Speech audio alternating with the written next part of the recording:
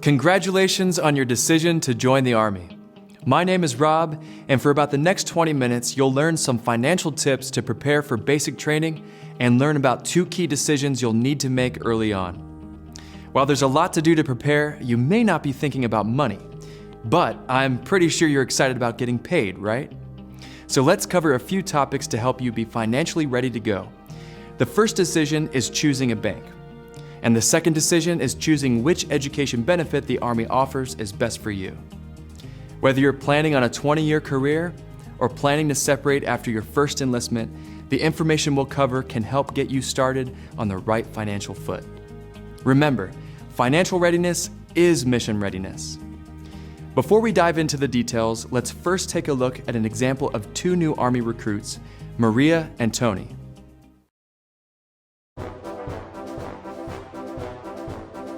Congratulations on joining the Army. Are you ready? Most recruits understand the need to be physically and mentally ready. But have you thought about being financially ready as well? That's right, this can be just as important. Let's meet Maria and Tony, 2 new Army recruits. We'll take a look at their financial readiness preparation to give you some ideas about what you can do to get ready. Maria is 19, single, lives with her parents, and works part-time as a server. Financially speaking, in her own words, she's pretty much broke. She has $27 in her checking account, an old paid-off car that looks about as bad as it runs, and she wastes way too much money on the latest and greatest tech gadgets. You can imagine that with these habits, Maria's racked up some serious debt. How else could she pay for those car repairs and tech toys with no money in the bank? Here's the final recap of what she owns versus what she owes. All right, it's Tony's turn. He's a bit older, already married, with a baby on the way.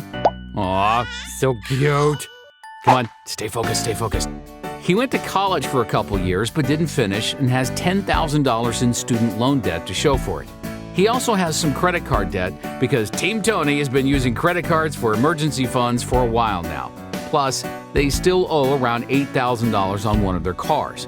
Let's take another look at Tony's situation. Oh, ouch. When Maria and Tony met with their recruiter, Sergeant Harris, he urged them both to get ready for basic training by following these 5 money tips. Tip number 1. Clean up your cash flow. For Maria, this looks like approaching her money more thoughtfully. It's time to break the tech habit and put that money towards credit card debt and savings. She can also bring in more money by taking on additional shifts at the restaurant.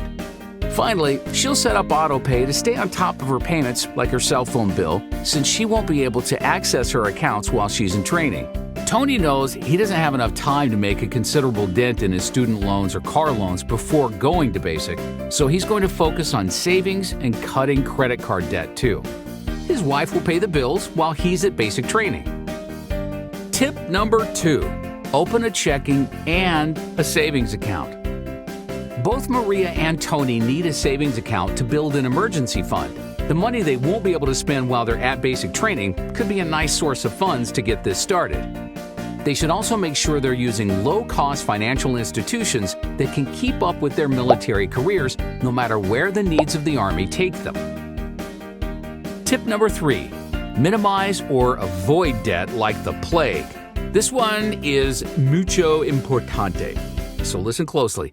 We're not kidding. This one can save you some serious cash. Oh, but wait, we're out of time. Guess you'll have to watch Delayed Entry Financial Readiness Part 2 to find out how.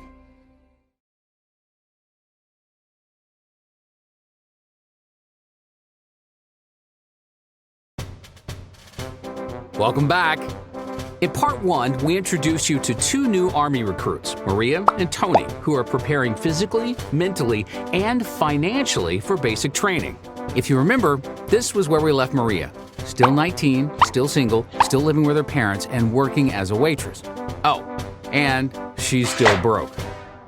Here's a reminder of what she owns versus what she owes. Now, let's flash back to Tony, who's 24 but already married and expecting his first child. Aw, yay! Okay, all right, stay focused. Here's his financial situation.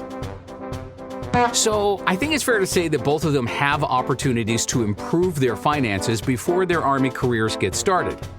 And that's why their recruiter, Sergeant Harris, was giving them some money tips. Now that we're all caught up, let's finish with tips 3, 4, and 5. Tip number 3 was minimize or avoid debt. While we already kind of talked about this during tip number 1, clean up your cash flow, it's so important that it gets its own tip. When you're just getting started in the Army or in any new career, having less debt is better than having more. So, both Maria and Tony need to focus on reducing their credit card debt as much as possible and avoiding any additional debt before heading out to basic training. And guess what? Once they're on active duty, the Service Members Civil Relief Act can help lower interest rates on any debts they haven't paid off. They can also get out of a car or home lease and even a cell phone contract. All of this can save them some serious cash. Yes, very exciting. Let's move on to tip number 4. Be smart about cars. You can't bring your wheels to basic training anyway, and you may not need one at advanced training either. In fact, Maria may be better off selling her unreliable car if she's able to and putting that money towards her credit card debt. Plus, she'll save on storage and insurance. Winning! Tony may be able to downsize to one car, freeing up some of his cash flow to pay down debts or establish an emergency fund. We all know his new bundle of joy doesn't come with a bundle of cash. Finally, tip number 5. Start planning for your future now. Guess what? There's a great benefit available to service members under the blended retirement system. It's called free money. That's right. Once you've served 2 years, any contributions you make to your retirement savings account will be matched up to 5% of your pay. But if you can't afford to contribute 5% when that time comes, you'll be giving up free money. Both Maria and Tony need to plan their cash flow from day one so that at least 5% is automatically being saved so that they don't miss out. Let's review the 5 money tips that Sergeant Harris shared with Maria and Tony. 1. Clean up your cash flow. 2. Open a checking and savings account. 3. Minimize or avoid debt. 4. Be smart about cars. 5. Start planning for your future now. You've made a great choice to join the Army. Now, continue making good choices financially before you leave for basic training. For even more money tips, be sure to explore the Misadventures in Money Management program at mimm.gov. Now that you've learned 5 tips to help you prepare for basic, let's take a deeper dive into tip number 2. Open a checking and savings account. This is one of the key decisions you need to make before you arrive at basic, so you'll want to pay attention. If you're like Maria or Tony in the example, you may not have much of a bank account or know about all of the features. The idea is to choose a bank that will fit your new military life. This video will cover some basic information on features and services to consider when selecting a bank. As tip number 2 indicated, you'll want a checking account to do your day-to-day banking and a savings account to set money aside for emergencies. Now, let's look at some other important considerations. First, how convenient is the bank? If you choose a local bank with one branch, how will you access your money if you're stationed in another state or overseas? Or how will you pay your bills and make deposits?